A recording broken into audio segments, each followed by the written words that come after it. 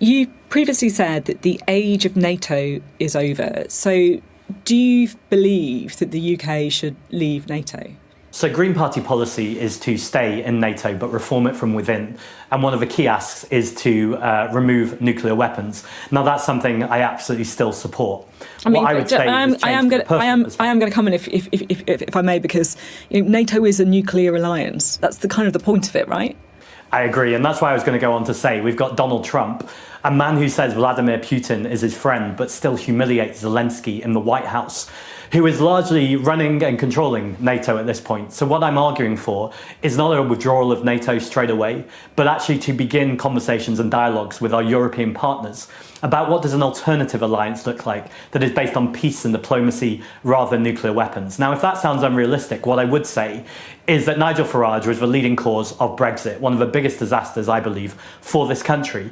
And that man still has the audacity on the national stage to suggest that he wants to remove himself from other organisations. I believe ultimately our heart is in the European Union, and I think there's a way of building connections and peace and diplomacy that accepts the special relationship with Donald Trump, but America more widely has lots of questions for lots of people in this country. So there are decades where we have got involved with wars and made things worse. Just to be clear then, in the, I guess, medium to long term, you would like to leave NATO. Is that your personal position? Only as long as there is an alternative alliance based on peace and diplomacy with European neighbours, yes.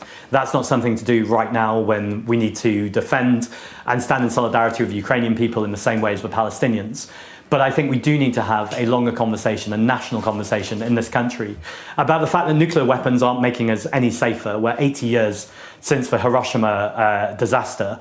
And this is the exact time to have the conversations about what does a different way of looking at peace and security look like. There's also issues around cybersecurity and, of course, the climate crisis. We know that wildfires and floods will cause incredibly difficult conversations and situations for civil defence. And I think all of these things need to be taken in the round, and we need to have a look at what is an alternative way of doing things. Because I think if anyone claims right now that the world seems like a safe or secure place, at the same time that Donald Trump is talking about turning Gaza into luxury condos, then I'd suggest their view of the world is outdated and probably needs some reflection.